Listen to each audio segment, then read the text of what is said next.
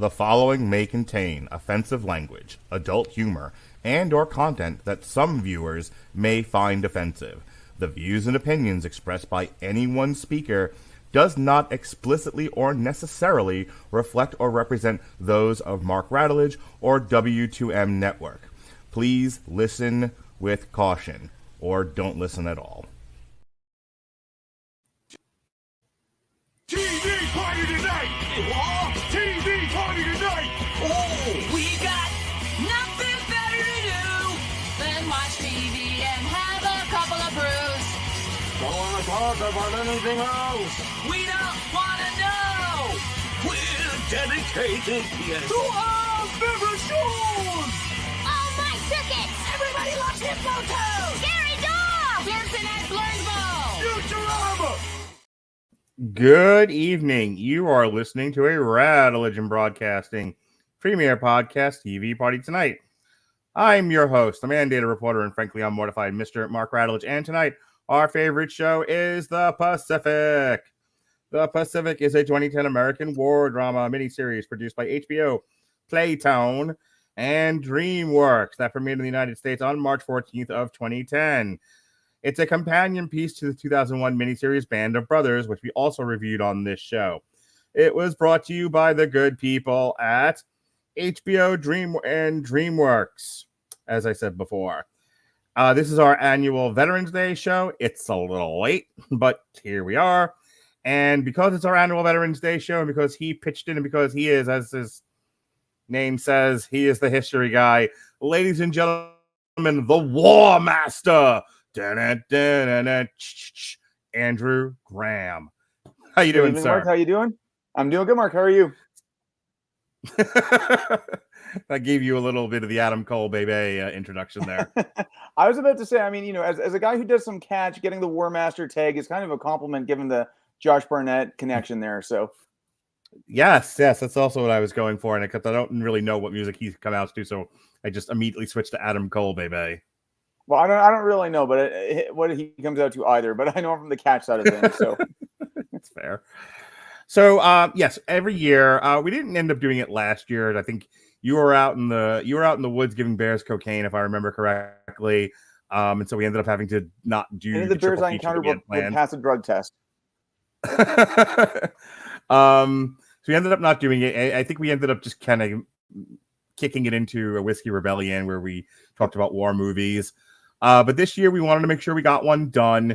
And because, you know, schedules are what they are, we were like, well, as long as we get it in the month of November, that's close enough to Veterans Day. But this has become our tradition. Every year we like to do a Veterans Day show. We did do Band of Brothers. You came on when we discussed Generation Kill with the David Simon from the Corner to the Deuce series. And we're back again. And this time we're talking the Pacific. Andrew, there was any number of movies we could have done as triple features or on trials. There was any number of other series that we could have looked at. You specifically said, I want to do the Pacific. This was entirely your pitch. Why are we here? What are we doing?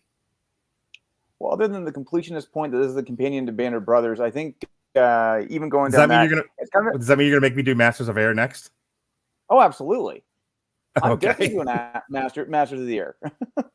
Fair enough. Please continue. Anyway, I'd say, you know, along with just it being kind of the sequential sequel to Band of Brothers, I think the other side of this is that the Pacific's a distinctly different show from Band of Brothers. And I think, you know, we'll get into that a little bit, but just in terms of feel, in terms of structure, in terms of makeup, in terms of cast, it's just a different beast. And on some level, I think it actually does a good job of actually, or maybe the better way of saying this, is that the differences in the show are very much reflective of the differences in the kinds of wars that were being fought at that point. That's a good place to start. World War II, the European theater was about, and I'm speaking from a very general kind of umbrella place, so I'm not quite hitting the specifics. You know, that's fine, but kind of let me get through this. The European theater was very much pushing Germany out of France, pushing Germany out of Poland, you know, pushing Germany back to its borders. They never got very far into Russia, but that's the old Eddie Izzard joke of, you know, They was just, they got into Russia. Oh, it's a little cold. It's a little cold. It was the same problem Napoleon had. But I think in reality, it was like they pushed into Russia. Russia would just burn the city they were in and move backwards. And eventually you get to Siberia and you go, fuck, this was a bad idea. Yes. This is no good at all. It was, like I said, it was, Germany, the topography is much different than Japan. Also, it's, different kind of enemy, at some point, on a far enough spectrum, the Europeans and Americans are not, all that different from each other in terms of mentality and the way they went about things. And I bring that up because the Pacific theater, first you have, you have islands, not flat ground, a large flat continent to deal with. So you have a lot of islands, a lot of water. Also, the mentality of the Japanese was very different from the Germans and the Italians. It was very much like we will die for the emperor, as it were.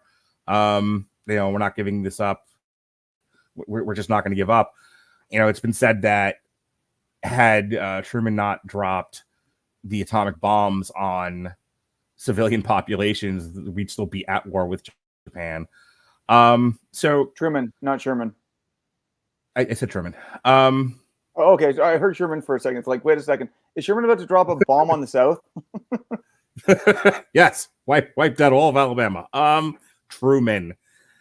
And so the Pacific, I think, tries its best to sort of capture maybe the futility of dealing with Japan in a way that Band of Brothers necessarily, Band of Brothers, it felt more like they were just looking for that one big victory to sort of turn the tide and then just, use the momentum and proceed forward. And it's a very general, very elementary way of describing what happened there. I think with the Pacific, the tenor of the show just, I was watching this and it just, just feels like, almost like the quagmire of Vietnam. No one can quite see daylight in the Pacific. And so if it was getting you to the point of understanding how we got to Nagasaki and Hiroshima, I think the show is successful, but it is definitely not for me as enjoyable as Band of Brothers. So I kind of gave a preamble there. Why don't you jump in and add some salt and color to what I said? Sure thing. And I think actually a lot of what you said there is pretty on point, actually. With the European theater, you had one big contiguous land space, so you could have people kind of continually moving over it. Yeah, they get pulled off to go for leave or get redeployed someplace else, but you kind of had that ability. With the Pacific, you had tons of different battlefields. You had islands all over the place. You're talking like Guadalcanal, the battle at the beginning went on for 4 months. So they really kind of hit the highlight points. And so I think it gives a good point of that. And it was kind of funny because I ended up reading this watching this about 2010. I actually had a little bit of a starter on this because, yes, I brought props tonight. I actually read Eugene Sledge's... Please bang them together so they make loud noises. Thank you. I actually read Eugene Sledge's With the Old Breed, which is a big part of the basis for this series when I was in university. And then I ended up actually reading this guy here, Second World War by Anthony Beaver. And this one actually, when you read it and you started jumping around to all the various kind of theaters and battlefields within the Pacific, that actually kind of lined up with the feeling I was having here, because it feels, I don't know if I want to say disjointed, but it's not as together. Because you're dealing with guys in different units. It's an ensemble piece, but it's not as big of an ensemble. Because really, you have 3 leads that you focus on for most of the series. You don't get as much focus on a bunch of the other characters. Probably the only non-primary character you really, or the only 2 you really get, is Sidney Phillips and Snafu are the only ones outside of kind of the 3 leads that really get some time. It's not like you had this great depth where you had Winters and Nixon and Compton and Malarkey and all those guys from Band of Brothers that you got to know as it went. I was going to say, Band of Brothers and Generation Kill had that going for it, where by the end of it, I felt like I knew the characters, I knew the players involved. I had gotten very, as a viewer, I'd gotten very close to that company. And so when it was over, in Band of Brothers, they go into Auschwitz.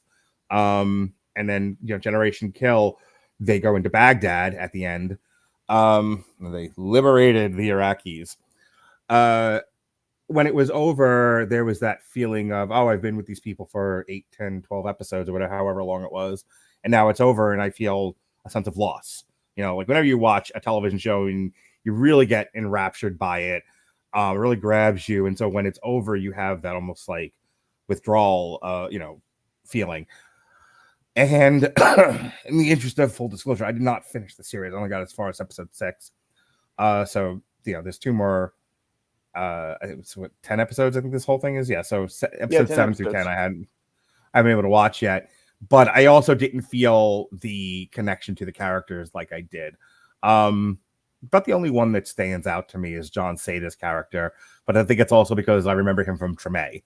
So there's that. I was about to say, we got to get a David Simon reference in here somehow. So, and there it is, folks. Mark it on your bingo card. Maybe one other thing I'll also do is to square this up, just since I mentioned it a little bit, but pulling a line from the old breed, just talking about, some of the differences you mentioned in terms of the feel of the European theater versus the Pacific theater. This is a line from With the Old Breed. This was a British primitive hatred as characteristic of the horror of war in the Pacific, as were palm trees in the islands. Interesting. And that's directly from Sledge's book. Okay. So, I told you when we first started here, I was like, this was definitely going to be more your thing. So where do you want to start tonight, Andrew? Well, maybe like I said, I think you talked a little bit about John Sada and John Basilone. So I think it's kind of interesting. So the way this series was kind of constructed is that it was built off 2 books, one being With the Old Breed, and then the other one being Leckie, Robert Leckie's a helmet for, a pillow for helmet for my pillow, which I've never read. And then Basilone's story wasn't really based on any other books or anything like that.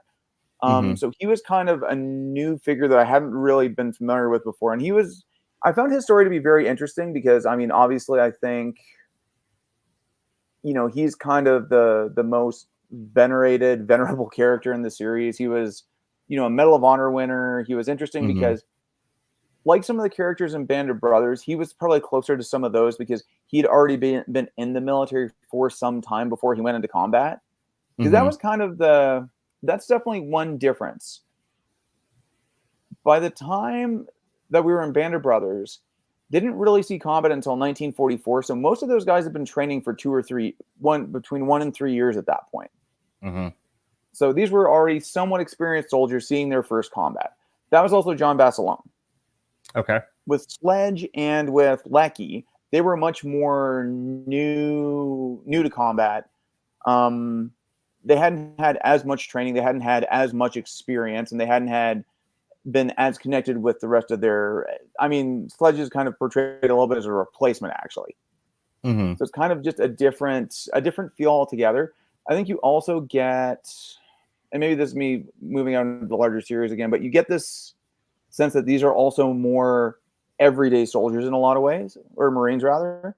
They're not, at the time, Band of Brothers, paratroopers were elite. That was a different. I was going to say, there's a scene in early on in this, I can't remember if it's the 2nd or 3rd episode, where I guess it's the army that shows up and they have these supply boxes and a bunch of the Marines steal moccasins and cigars and whatnot. And it took me a minute to realize, oh wait, they're stealing from the army. They're not stealing from the Japanese. They're stealing from the army. It's interesting how the Marines are portrayed in this. Because again, I think about Generation Kill and I think about Band of Brothers, and in both situations, the military is presented as very professional. And yes, there's razzing, there's cursing, there's some interesting behaviors, but for the most part, these are, like Full Metal Jacket. These people are bred to kill. This is their mission.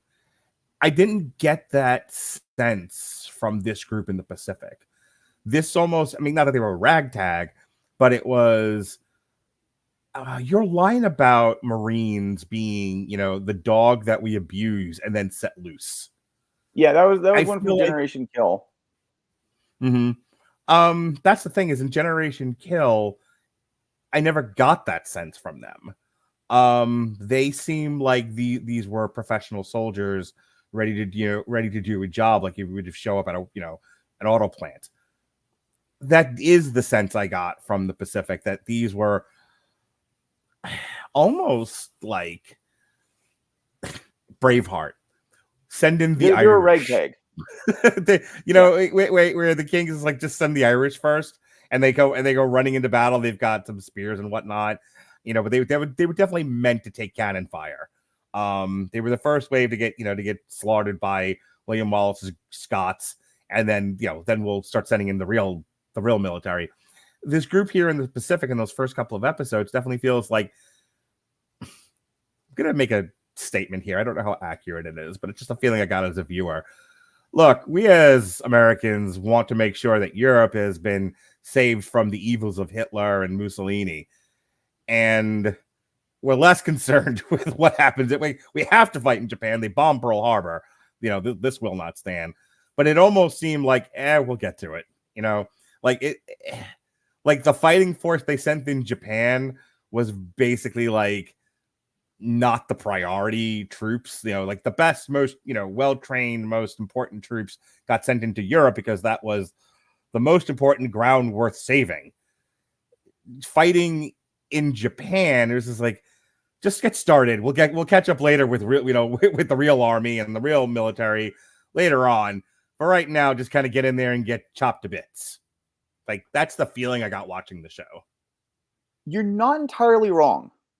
Okay. So that's actually a bit of policy. So that was actually called the Germany First policy. That was always to be the focus. And that was kind of what was going on, was that a lot of the focus was trying to beat Germany first because they were perceived as the bigger threat. They were, 100 miles away from England, so they could take that very easily. I think. Can we pause there? So people understand geography. If Hitler wins the entire continent of Europe and Mussolini, if Hitler and Mussolini win, they lose an entire continent to the enemy and parts of Africa. If Japan, in order for Japan to win, they have to mobilize their troops all the way across the Pacific. And not entirely sure. I mean, the theory is Japan would have kept coming. They'd eventually landed in California if we let them. But I think the initial strategy of Japan was get the fuck out of Pearl Harbor, get out of Hawaii. They were looking for the first round knockout. They wanted they wanted Pearl Harbor and everything to happen in December 1941 to be hit so hard and so fast that basically the Allies would say, we don't want another piece of this. Take it. Right. But I think that's the thing. Would they eventually have crossed the horizon into California? Maybe. But I think they were. There's an argument to say that Japan would have settled for just get the white man out of the Pacific. No Philippines, no Hawaii, no Australia. It all belongs to the Japanese. China belongs to the Japanese. Everyone get the fuck out. And in order for Japan to have mounted a land attack against the United States, they would have had to cross the Pacific, mobilize their troops, and land a fighting force on the West Coast. Would that likely have happened? Not really, because by the 40s we still had a formidable navy. Within miles of getting anywhere near the West Coast, if we had given up, our place in the Pacific, we would have annihilated any army that would have gotten close to us. They didn't have any tanks. I was like, the likelihood of a mounted land invasion of California or any part of the West Coast was not really high or believable. Yeah. So the difference side, you mentioned it, Australia was under threat. Yeah. So, but on the flip side of that meant, it's one thing to have mobilized your military in Europe and create supply lines, because again, once you push the Germans out of France, you had France as a staging ground. You push the Germans out of England, you had England as a staging ground. You beat back, Italy out of Africa. You have a place to land and store troops and create supply lines. The fuck are you gonna do in Japan? The series of islands. Japan is not a easy place to stage a invasion from, nor is it an easy place to create an invasion force and create those supply lines in. And that also becomes evident in the Pacific as they're talking about, like, we don't have supplies, we don't have anything that we need. You've essentially sent in you sent in meat to get hammered with nothing to with nothing to save us. Like, we'll do the job as best we can, but this is going to be an uphill struggle. And I went through all of that. For anyone listening to this who just kind of casually listen to our podcast, that is the world we're living in the Pacific. It's that it's not likely the Japanese are going to come fight us on our own turf, and we have to fight them on theirs, and that's not easy either. It is, it would have been easier to fight China at that point than it would have been to fight Japan, just in terms of topography. Oh, China's pretty topographically challenging, so not entirely. I mean, I think there's probably a couple points I want to address there. So yeah, sure. I'd say, yeah, you definitely picked up on the equipping of the Marines at the time. These were like frontline infantry divisions, and the Marines. And just to maybe address the generation kill thing first, the Marines in that show were always bitching about being under equipped. We don't have the right lubricant for our weapons. We don't have enough batteries. We don't have any of that stuff. And the Marines have always been somewhat by design, somewhat by benign neglect, kind of a little underfunded, a little underoperated in a lot of ways. And that's kind of shown in the first couple episodes where the Marines show up on Guadalcanal, and it's like, they're machine guns and a lot of the guys in the show are part of heavy weapons companies. So they machines, mortars, stuff like that. So the machine guns they're carrying are literally machine guns from the First World War. I think they're like M1913s or something like that. And then they've got like the M1903 Springfield, which is a bolt action rifle. And that's also mildly institutional because the Marines, among all things, value rifle accuracy, and there was probably some level of institutional pushback to say, no, we don't want this new damn semi-automatic weapon. We want our good, reliable, accurate, shoot the wings off a fly at 300 yards, M1903 Springfield. So there's a little bit of that. In terms of kind of some of the bigger strategic concerns and the psychology behind how the Pacific was fought, you definitely had space for time that you could trade with. And that's kind of a term that comes up in military strategy, where you had the ability the Pacific was really about either fighting to stop the Japanese from advancing. And that's what Guadalcanal was about. So basically you stop Guadalcanal and the Solomon Islands, because if the Japanese could establish themselves there, they could then jump to Australia. And that would be bad because, again, that was kind of the closest overall friendly landmass that the Americans could work off of. And then other than that, they were often just trying to get generally closer to the Japanese homeland to set up for what everyone thought was going to be the eventual actual invasion, or they were trying to get lands close enough that they could launch strategic bombers from. So like B-17s and eventually the B-29s. So those are kind of the two things that they were fighting for, was basically staging points and airfields.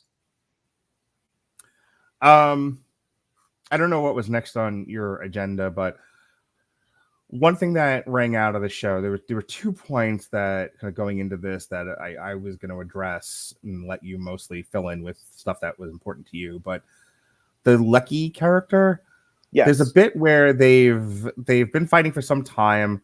They're pulled out, they get a break, they're rotated out, I guess, and they're in Australia. And then the show, and this is let's not forget, this is not a documentary. This is a drama. And so there's some soapiness to it.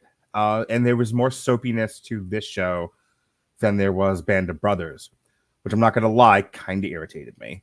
Like, I would never in a million. I love you like a brother. I would never in a million years be like, why are you making me watch this, Andrew? But I definitely I'll find one of those one day. shouldn't be your goal.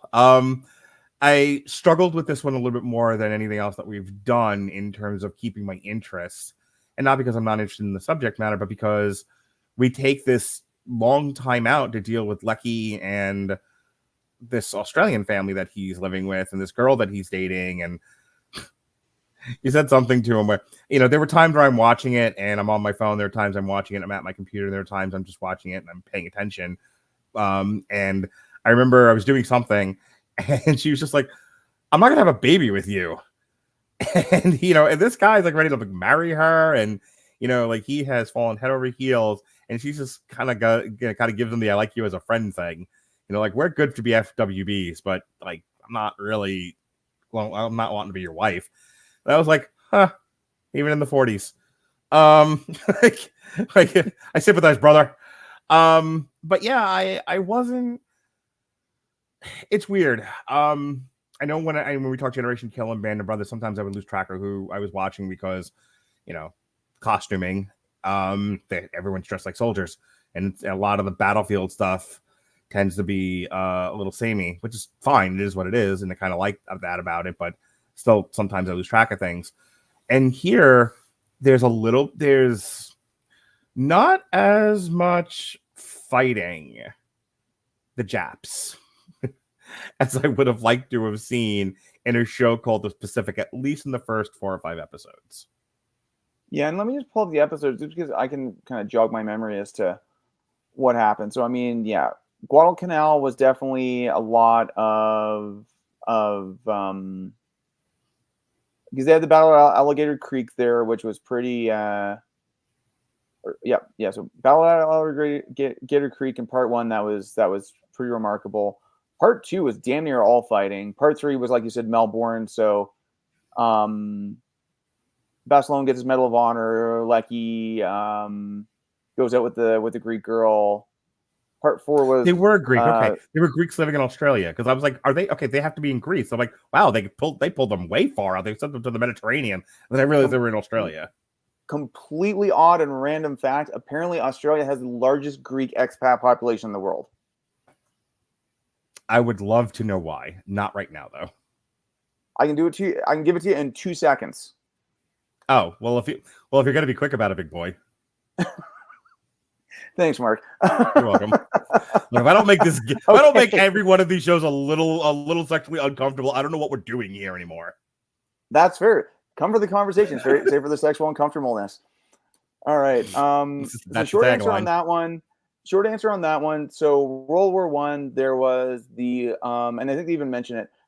The Brits tried to end out the Germans by going through a place called Gallipoli, and those were all fought in Turkey, and there's a whole bunch of complications there. But basically, they were in kind of Greece and that area as well, and I guess that was mainly Australian and New Zealand soldiers who fought that.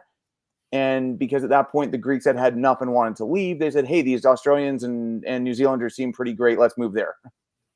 Okay, that's fair. Yeah, so it was kind of I don't know why, but I mean, maybe it was also just relatively closer. Also, I've heard Australia is awesome. So it's like the weather's nice, so may as well move to a nice place. Isn't like large portions of Australia trying to kill you at any given time? It is, but everyone goes swimming on Christmas Day, so I don't suppose you can totally complain about that. Okay.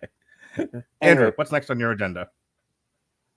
I was just going through that one. I think one thing this series gets into quite a bit, and I think that almost goes to a little bit of what you were talking about, was and maybe I'll address this point really quick and get to where I was going to. Like, this show is a tough watch. Like, going through, I think, like episodes 5 and 6 is a tough watch. You didn't see episode 9. Episode 9 is a really hard watch in terms of sometimes the outright gore, but just sometimes the misery it's portraying, and the kind of war this was.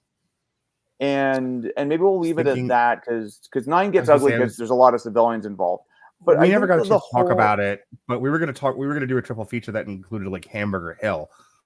yes, I'm guessing you mean in terms of like just the grinder that yeah, portrayals of war sometimes look like, where, you know, I was thinking about like the end of Platoon, where, you know, they're walking into sniper fire, that kind of thing.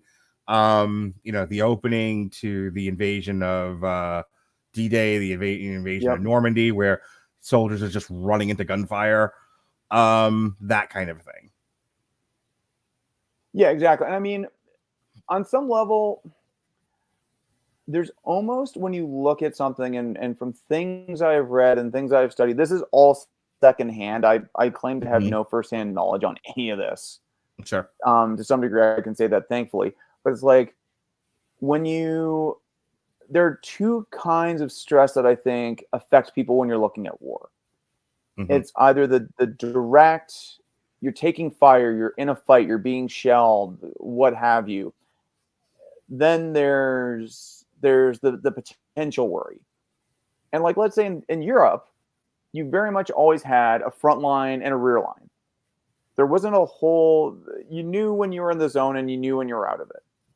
Right. And in the Pacific, that was just a fundamentally different piece.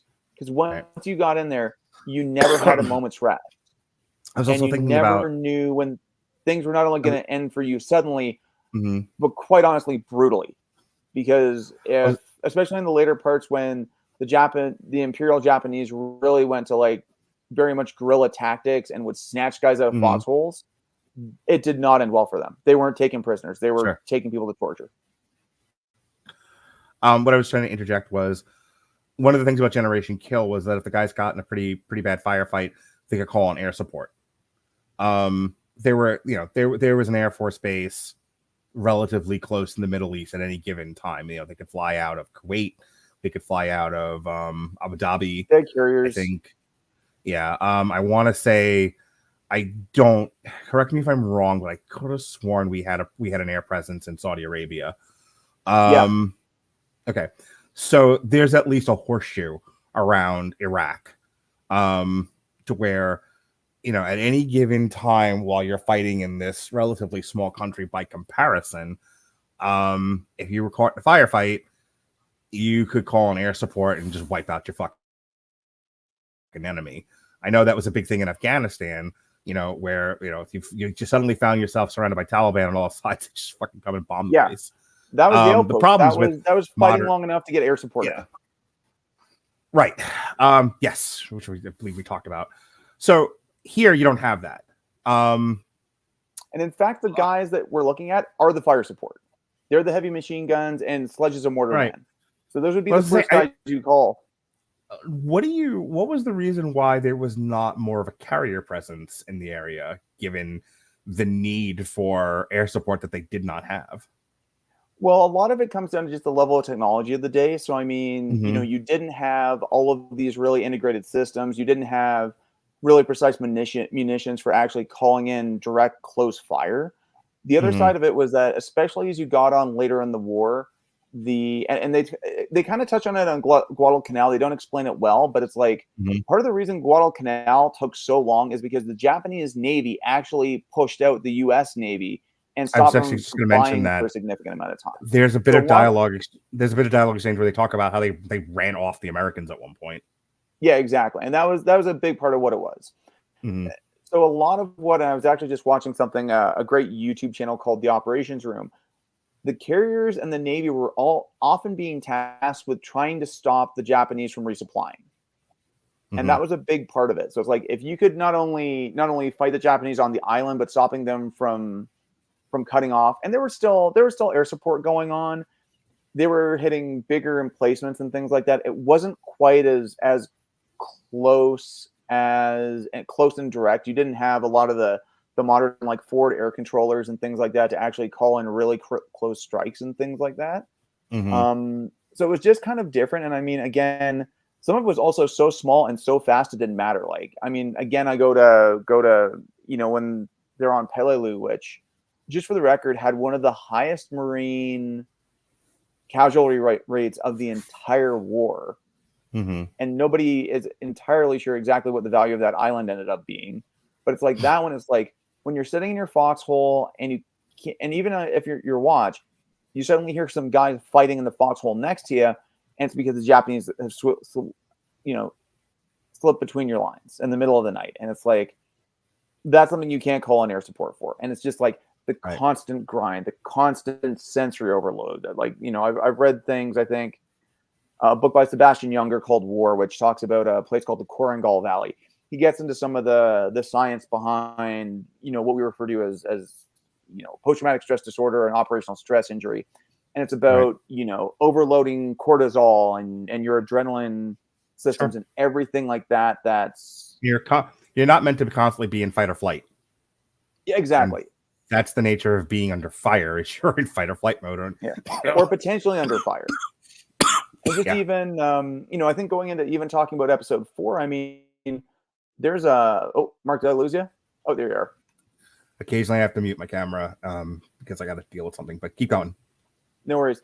But getting into part 4, which is about Gloucester, a little bit around Pavuvu and Bannock, like, that again is Leckie just dealing with, I believe what they called combat stress at the time. Like the terminology has changed, but it's just, always being on that guard, always having that sensory overload. And even I think it's important to illustrate what was being asked of these men.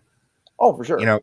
Because I think now, with at least an elementary appreciation for post-traumatic stress disorder and other kinds of mental illness that will creep in for elongated deployment, that's how it is now. So you have shorter rotations. You're asked to do less as a soldier, which is not a slight against modern soldiering.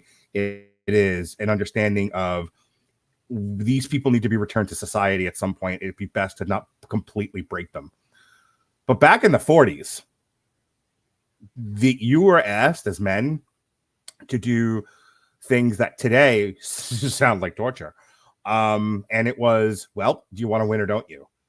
And a lot of the men of the time, I mean, individually, and some of the show somewhat deals with this, crumbled under the stress. But I think ideally they all wanted to be good boys and do the job they were being given. But you're talking, I mean, think about this, because not to draw sort of a stupid comparison, but I get frustrated with some of the adults in my life. The Wire. I get frustrated with some of the adults in my life who the simple task of adulting is daunting and they don't want to do it and they crumble at the slightest inconvenience. And it's like, Christ almighty, these guys went for months, years in the field. And we're talking walking across islands here, walking across cities, carrying, 10s, 20, 30 pounds of gear, to be asked to fight in fields of battle and not have enough ammo, not have enough equipment, not have air support, and then stay there and do it all again for months on end. Not have food, That's not a have lot water. to ask. Yeah, not have food, not have water. I know people who, if they don't have lunch, like, I don't want to do my job anymore, I want to go home. Like, what the fuck? Like, meanwhile, these guys were expected to conquer a country. And let's not run away from that idea. The job of the Marines in the Pacific was to conquer the Empire of Japan. And they were supposed to do so with shoestrings and bubblegum, essentially. It's a lot to ask. It's no wonder some of these guys, by the end of it, were just like, I am this close to fucking losing my mind. Oh, yeah. And I don't blame them. Yeah, and I mean, I think on some level, I think they deal with that, both with primary characters and with secondary characters, I think a great degree of sympathy. So, I mean, I think, do you remember the character of the gunnery sergeant that shows up fairly early on? Mm-hmm. He's the guy who, like, took a shower in the middle of the rain and was, like, just stripped naked and started scrubbing himself. Right. And he was the one that yelled at the officer. And it's like, I think by the second episode when they're on Peleliu, I don't want to say breaks, but he's exhausted. Yeah. Just after they lose the skipper. And it's like, even people who are trained and capable and are experienced can only take so much for so long. Yeah. And It's sometimes I don't it comes think up the at any Pacific. given moment. I don't think the Pacific is great, but I think it deals with that really well. Yeah, I think if there's one thing that you can hang on the Pacific and say this it accomplishes well, how much being at war sucks. Because if you've ever watched any of these shows, it feels like, oh, it kind of glorifies it just a little too much. Not the Pacific. The Pacific, nope. I would say the Pacific wins the award for showing just how bad war actually is. And you didn't see episode 9. Yeah, without having seen episode 9. Something I wanted to ask you as we get to the second half of this podcast, and and again, if you have more notes and things you want to discuss, please just run ahead of me. But I am curious, does the show ever deal with the lines of logic that led to Hiroshima and Nagasaki? Not really. No, they very much keep it on a very, very insular to what the characters are. And maybe what I'll do actually is I do want to talk about episode 9 because I think that's a big one to deal with. So that's okay. So you stopped at 7. Let me just pull up my list here. Yeah, so you dealt with 7. So that would be Peleliu Hills, which again. Yeah, so part 8 was a good episode, and actually it was kind of interesting. Actually, one of my favorite scenes in the entire series is in part 8. So that is very much following Basilone back around. So he's back in the States. He's basically said, I'm done with going around and selling war bonds. I want to get back to the Corps. My enlistment's almost up. I want to start training guys again. So they said, okay, you're with 5th Marines. You're there. You get to see him meeting his eventual wife, who is also a Marine. She was part. I don't know if the Marines. There's something I honestly don't know. So in Commonwealth countries, they basically set up a separate women's force for every one of the branches. So you had a women's Army Reserve, a women's Air Force group, and a women's naval group, and things like that. I don't know if the Americans did the same or if it was just women members who were Marines at the time. So he had met her on base. You get to see him. He gets promoted up to gunnery sergeant. He starts training his own group of recruits to eventually go and fight in the Pacific. And I mean, it kind of is interesting because the show in some ways does kind of treat the Japanese as a third party to all this. I mean, they are the antagonists nominally, and you don't get till 9 until you get to humanize them a little bit more. But there's also a moment where he's training his guys, and like he's getting them up at 4 a.m. He's making them do full ruck marches and everything because he knows what he's been through. He knows what they need to be able to go through. And one of the guys who's a little bit of a hothead says, I just want to, pardon the phrasing, I'm going to quote from the series, is I just want to slap a Jap. Kind of being very dismissive. And he goes on this beautiful rant just saying, the Japanese I know, the Japanese soldier will live on maggoty rice and everything to put you in your graves. So do not disrespect them. And it's kind of this interesting moment, and it ends with him actually getting killed on Iwo Jima, unfortunately. But that's kind of episode 8, and again kind of shows that. And he had actually chosen that at that point he had trained these guys. He wanted to continue fighting with them because at the end of the day he decided he was a Marine. He loved the Corps, and it was. I don't know not if modern audiences appreciate the level of intensity we were dealing with in the enemy, because this wasn't the case with the German. The German army in many cases just kind of like following orders and whatever else, and really didn't appreciate the scope of what was going on in Auschwitz and everything else, and was just sort of like, but they weren't suicidal, and the fucking Japanese, exactly. And like we think about the word today, and I don't know how many people really appreciate what the inference here is, but kamikaze pilots, these are guys who when there was no other choices left, would just ram their plane into you. And it wasn't even no other choices left. It was, that is what you're trained for now.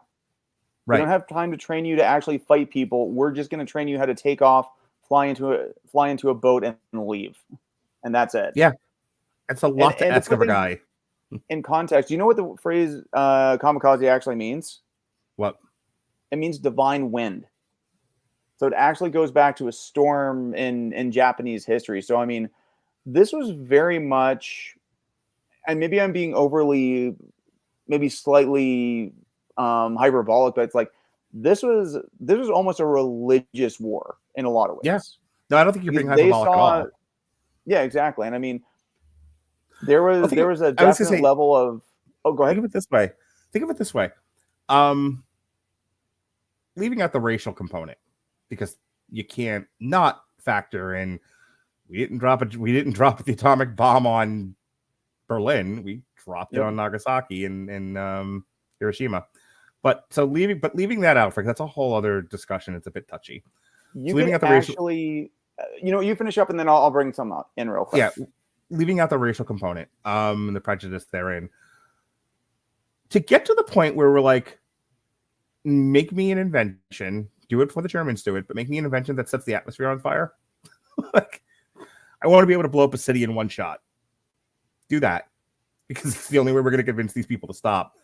And I remember like listening to one of my history professors talk about how the Japanese would have kept fighting. Like, the leadership thought this is going to end badly. Like, I don't know what got into the Americans all of a sudden, but they have decided that genocide, was the way to go, and we'd like to continue being Japanese people. So let's stop. But the hoi polloi, the Japanese military, would have kept going despite that. And I think the show does the best job it can of illustrating that the Americans were really up against an almost unbeatable, in terms of will, military. There was I'll put it in perspective for you. So this is a story that goes around, and I think this is probably the most accurate version. So on Guadalcanal, where the first battle happened, there was a Japanese lieutenant who got separated from his unit. He didn't surrender until 1949. I was actually thinking about that when we first started. They had to have a member of the Japanese military show up and convince him that the war was over.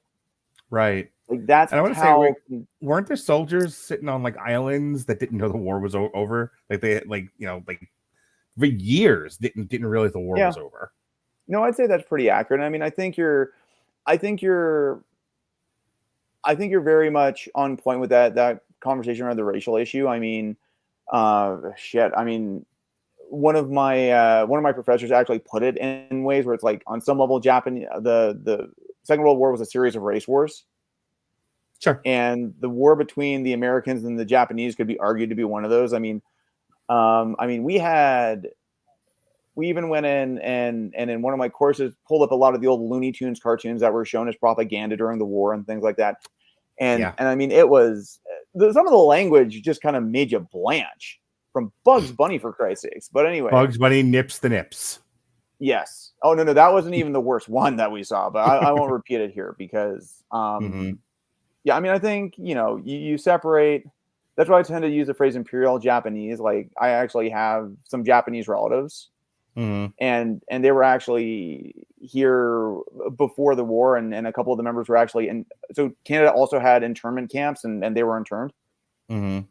So, again, you've got to separate that element. I mean, the stuff that Japanese did to China, there's a tendency in liberal America, and I don't know about liberal Canada, but in liberal America, there's a tendency, and Robert and I have talked about this late. I talked a little bit about it actually with Alexis today. America is just the worst at everything. Everything America does is the worst. Everything America ever did is worse than any other country. And I'm like, you can look at a lot of things that happened in the American slavery years. You can look at a lot of what this country has done to its black people, even during Reconstruction. Have you talked to the Chinese lately? Because what the Japanese did to them makes the shit we did to the blacks in this country look like nothing. Like the horrors of, from what I've read, the horrors of what the Japanese internment camps, in terms of like what they did to the Chinese, it's just I wouldn't even go as far as say borderline. Like, it's just inhumane. Oh yeah, and then sorry, when I say internment, I mean people who were living in people of Japanese descent who was living in North America were interned. No, I understood that. Yeah. But it's But it's yeah. it The bears rape of repeating Nanking because is what you mean. yeah, the rape of Nanking. Yeah, it bears repeating because because again, you talk to a lot of people today, and a lot of this history. So it's the joke about like if you turn 50, suddenly you have this weird interest in World War II. Like I don't know how many people in their 20s and 30s are actively having discussions about what we were up against. I mean, they called World War I the war to end all wars. Then we did it again just to make sure we got it right. And I don't know how many people appreciate how close to the end of the world it was, and the savagery that took place among men.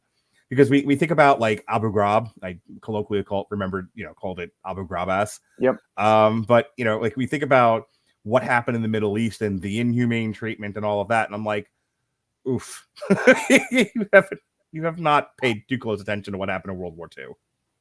Yeah, exactly. I mean, so I kind of almost want to move on to 9 a little bit, episode 9, just talk about that, Sure. because that's where you really start to get into some of the questions around kind of dehumanizing, and particularly what they do to Sledge. So Sledge is kind of, that character who does, and Okinawa was bad. To this point, you really didn't see a lot of civilians in the war because they were small, fairly sparsely populated islands. Okinawa's been around. It was a kingdom for 500 years. It's where karate comes from. It's that's what it's known. And Okinawa is a distinctly different place from Japan, like culturally, linguistically, everything like that. But of course, the Japanese had annexed it, and this was kind of the first part of the Japanese islands, even though that's inaccurate, that the Americans took. And when the Japanese went in there, and when they started defending against the Americans, they press ganged thousands upon thousands of Okinawan civilians into defense forces and things like that. And they turned them into suicide bombers, and they used them as human shields and everything like that. And you can just see as it goes and goes and goes how much it just wears on Sledge and what that character goes through. And yeah, I don't necessarily want to get into trying to relay all the little incidents that it shows, because one, I don't think it does it justice, and then two, it just feels like it'll go on for too long. But it's a hard watch, and even for me who's read and studied a lot of this shit, because I think they do a good job of portraying that, and I think they actually do give some more humanity to some characters who are not American necessarily. But I mean, it goes to this whole idea of what's going on with the dehumanization of all of these characters, and they go on, and that really kind of comes to a head in episode 10, where as opposed to Band of Brothers, where they just had kind of the voiceover and everyone's still in Germany, and then you hear what they do afterwards, you actually get to see everyone come home.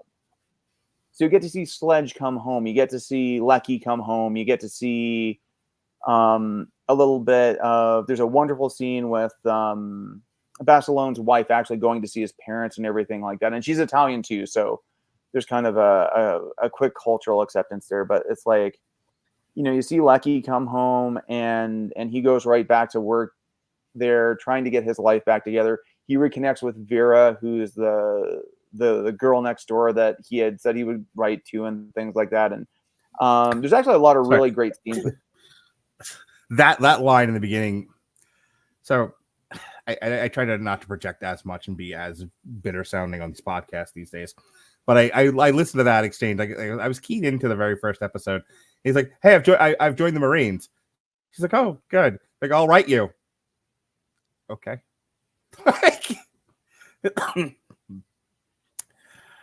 Not every woman was like that. Not every exchange between a man and a woman went that way, but that one struck me. It was an interesting way to. It was an interesting decision, narratively, dramatically, to have a guy say to a pretty girl that he likes, "I'm going to do my bit to save the world," and her not seemingly giving a shit. Bold choice. No, exactly. But I mean, you kind of miss out if you don't see the last episode, because he actually does go back and see her and everything like that, and actually reveals that he actually did. Is she less of a twat the second time around? Is she less of a twat the second time around? Oh, no. Actually, the stuff they have is really sweet, where he goes over to see her, and he finds out that he finds out that she's actually going out with with like a new officer recruit, and he's a little rude to, or the officer's a little rude to her. So she's like, you know what, you can definitely go take me out to dinner and stuff like that. And they reconnected. And as you find out, they actually got married and lived a very long and happy life together. So you also find out that he did in fact write her during the entire Pacific, but he was always afraid to send her the letters because he was honestly convinced he'd never make it out. Given that theater of war, I don't blame him. Yeah, exactly. Like he wrote them, and then, and I think he said the rains in Gloucester basically tore them all up and everything like that. And she said, "Was it good?" And he said, "The best stuff I ever wrote." It's actually a really great scene. And then maybe again, I'll talk a little bit more about Sledge. So he comes back. He goes back to his parents' house. He runs into his buddy Sid, who he finds out is getting married. Refuses to, and he has trouble adjusting because he went through a lot. Like I guess there's a big ball in Alabama that they try and go to, and he's like, I will not wear a uniform or anything like that. He tries to go in and enlist, or not enlist, but sign up for college courses, and the girl who's taking everything, all of his information there, is very well to do, but she asks these questions like, so did the Army teach you any, or did the Marines teach you any, technical skills or anything like that? And he leans into her and it's like, they taught me how to kill the enemy, and I was really good at it. I mean, it's kind of funny, but it's like the way he also plays it is which reminds me, there is the one fact I have to bring up around that one. The guy who played Eugene Sledge, Joseph, look at me, I'm looking at the back of the DVD box as opposed to just pulling up. I want to say it's Marzatello. Keep going. Anyway, this one's going to be a fun one for everyone. He's the kid from Jurassic Park. Oh, interesting. Mazzello, yes, Joseph Mazzello. So he played Tim in Jurassic Park. So, but anyway, I mean, he has moments like towards the end of the episode, like he goes out hunting with his dad and just drops his gun and just breaks down. And his father, and there's scenes of him, like the other one that happens is his brother, who I think was an armored officer, is there, and they start sharing a little bit around not being able to sleep. So, I mean, they try and, definitely compassionately address what dealing with things like, an operational stress injury or PTSD is like on some level. Not complete by any way, but at least sympathetic. All right. Anything else you wanted to address before we call it a night? Let me just think. I think that's probably it. Okay. But yeah, it's definitely it's a different show. I think it actually reflects the nature of that war well. It's not quite as TV friendly. It doesn't dramatically hang together quite as well as Band of Brothers, but I mean, still well worth a watch. Yeah, I think if you're a war TV enthusiast, it's worth a watch. I mean, it certainly has its credits. That's the one thing I wanted to talk about before we got out of here was it was nominated and won a whole bunch of awards. The major ones, the Primetime Emmys, it won Outstanding Miniseries. It was nominated for Outstanding Directing for a Miniseries and Outstanding Writing for a Miniseries. And with the 2010 Primetime Creative Arts Emmy, it won Outstanding Art Direction. It won Outstanding Casting. It won Outstanding Makeup, Outstanding Prosthetic Makeup. It won for Outstanding Sound Editing, which that I can believe. Yeah. Also, hey, casting, you got Rami Malek in there. You got Bernthal. Yeah. It's got Outstanding Sound Mixing, and then Outstanding Special Visual Effects. Like I said, it won a bunch more awards. See if there's anything from the. It was nominated for a Golden Globe for Best Miniseries. It did not win. It won some Golden Reels. So, I mean, it's definitely, like I said, I think it earns its place among the better wartime shows. Not one of my favorites, but definitely worth a conversation, definitely worth a watch, and I'm glad you recommended it to me. Thank you. I'm interested to see, especially after when we have this conversation around, the somewhat disconnected nature of the show, how Masters of the Air is going to go, because that one's already really clearly looking like it's going to be following a couple of different units. Like I think they're going to be looking at like some of the fighter squadrons and a lot of time with the air, the bomber squadrons and things like that. And again, that's a whole lot of territory to cover, both literally and figuratively. So I'm interested to see how they're going to structure that one. All right. Well, folks, it's been a fun week here on the Radulich Broadcasting Network. One of the more full weeks that we've had for a while. I went twice today, plus I recorded Monday and Tuesday, so I had a busy week. Monday, we did Wish. It was myself, Good Boy, Zachary Strobel, Alexis Hannah, and Robert Winfrey. And third time's a charm, myself and Jason Teasley looked at the Lake Placid series. We had a very fun, loosey-goosey discussion. Alexis Hannah and Dorian Price reviewed Thanksgiving, not the holiday, the movie. Earlier today, myself and Alexis Hannah had a really great conversation regarding Upload. Definitely worth a listen. You know, it's funny. I never know sometimes how these shows are going to go. You know, sometimes I go into them, I'm like, oh, I'm not going to have a lot to say here. You know, we're gonna end up like hurting for content. And if I didn't have to cut the conversation short and go get my kids, I think Alexis and I would still be talking. Like, it was a really, really good conversation today for Upload Season 3. And then you just heard me, myself, and Andrew talk the Pacific. Mostly Andrew. Big star you are. Next week, we've got No Bananas. We've got The Killers and Pain Hustlers on Damn You Hollywood. We've got The Plot Against America, The Last Stop on the Corner to the Deuce. And then my son will be joining Alexis Hannah and Andrew Orozco from Geek News Network to discuss Scott Pilgrim Takes Off, the cartoon on Netflix. So go ahead and check those out. I am at Mark Radulich on Twitter, or X as the cool kids call it. More importantly, I am at Mark Radulich on TikTok, where at this point, like, it's just becoming a place for my son to practice his comedy. Today, he did a bit. He legit got a jelly donut, and there was no jelly in his donut, and he did a solid minute about this. It was quite funny. He's got some comedic chops, that one. Andrew, what else are you on? What else did you want us to tell the people about? Well, first thing I'm going to tell everyone to go ahead and definitely listen to Mark and Jesse when they talk about The Plot Against America, because God damn it, Mark, I've told you offline, I'm going to tell the internet right now, I think the whole Corner to the Deuce thing's been one of the best things we've done on this entire network. I genuinely mean that. It's been solid conversations every time. Really, really good content. Really, thoughtful discussions of a lot of things. And I'm looking forward to seeing how it ends. Well, I appreciate that. I've had a lot of fun doing it. I'm glad I suggested it to Jesse. It's been one of the real highlights of the last 2 years, considering everything else that's happened. You'll be back January 4th, you and presumably David, to talk The Crown Season 6. And I hear you have thoughts. Sorry, this thing might be jumping the shark. It might legitimately be going off the rails right now. The first half was something. They made choices. This is it, right? This is the end? This is the end. So we will see what happens. But I'm in a lot of worry after the first 4 episodes of this season. So how did Alicia handle it? Oh, she's on the same boat as me. She's like, what the hell was that? Oh, good. I can't wait. The last episode makes... I kind of almost want you to go. I know you like to watch everything right before we watch. I almost want you to watch the first 4 episodes just so I can get the message of, Andrew, what the fuck just happened? Okay, I'll work on that. Okay, I'll mark January 5th on my calendar and make sure that I make it for that one. January 4th.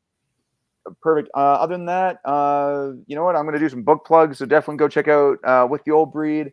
Second World War by Anthony Beaver, not Beaver, wrong one. But the other one I'll also say is they actually did a book version of the Pacific that tells a bunch of other stories around other really interesting guys in the Pacific. They cover a guy who worked with a bunch of Filipino guerrillas against the Japanese. They deal with a dive bomber pilot.